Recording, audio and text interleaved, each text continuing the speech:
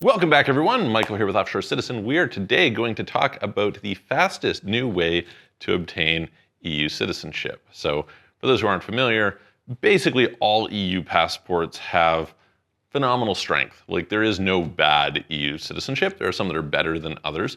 Certainly the best citizenships in the world are probably EU citizenships. However, there are some that are a little bit worse, a little bit better. But today we're going to talk about the newest, easiest one. For reflection, for most people, I would say, if you're talking about a naturalization citizenship, you're generally talking about a period of 5+ years, in some cases well over 10 years, depending on the country. And of course, certain countries are more difficult to be resident in, as well as certain ones have negative tax consequences. The really nice one typically has been Portugal. It's one of the appeals to the Portuguese Golden Visa program, is that you could have residency there for 5 years, you could qualify for citizenship. Okay, the processing time is a little bit slow, but that being said, pretty good, because you can do it without actually entering into Portugal as a tax resident, and therefore not being exposed while still getting an EU passport, which is really stellar. Now, there are some quicker options if you're, for example, from a Latin American country, kind of former Spanish colony type places. You can get citizenship in Spain after a shorter period of residency. If you marry somebody, in particular in places like Italy, Poland, those two ones are pretty special because you can do it without actually being resident. But in general, if you're married to somebody, it's quicker. Same thing in Spain, same thing in Luxembourg. So those are pretty good. In some places like Ireland, you can naturalize fairly quickly, and you can have, it's about 5 years, and you can have a non-dom regime, so that's kind of attractive as well. But typically, under 5 years is a pretty rare thing. However, there is a country which has recently added it. Now, this country is a place that historically made it very difficult to get citizenship. And the reason for that is because they used to sell their passport.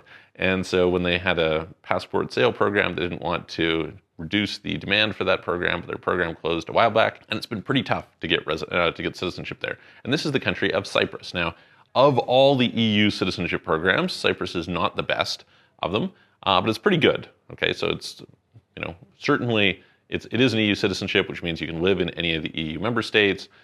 You have freedom of movement around there. You can take advantage of everything that means in terms of their healthcare, their education, etc. It's good for your kids, all that sort of thing. Plus, it's a pretty powerful travel document, almost as powerful as a bunch of the others. Notably, doesn't have the US, is probably the main one that is missing. But they have historically required a lot of residency, and then they introduced Greek as a language requirement.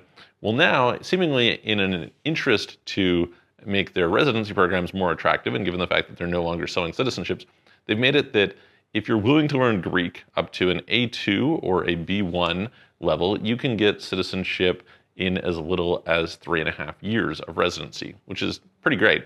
So 3.5 years if you're at a B2 level, B1 level, and A1, so it's kind of a little bit of a lower standard, there's kind of a metric for this, in 4 years. So beating almost all the other places. And this happens at the time when residency in Cyprus, you can be a non-dom, and if you're a non-dom, it is probably the most tax-friendly place in the EU. And so, yeah, it combines together pretty well. Cyprus is not for everybody. It's an island, for one. It is a little quieter, so if you're somebody who likes big cities, there are no big cities in Cyprus. However, the weather is probably some of the best weather in Europe. It is far into the southern Mediterranean, and so that works pretty well. And notably, I noticed that people who move there seem to stay. So I've talked about this in some previous videos, that I observe clients and people who we deal with and where they go, but also where they stay. And interestingly, although I would say fewer people will go to some place like Cyprus than some other places, not as popular as some place like Portugal or some place like Thailand, etc. Nevertheless, the ones who do go do tend to stay, and I view that as kind of a good sign. So anyway, if you're looking for a relatively easy path to citizenship in the EU, that would be one definitely to check out. We help people move there all the time. We help you to set up with tax structures, etc.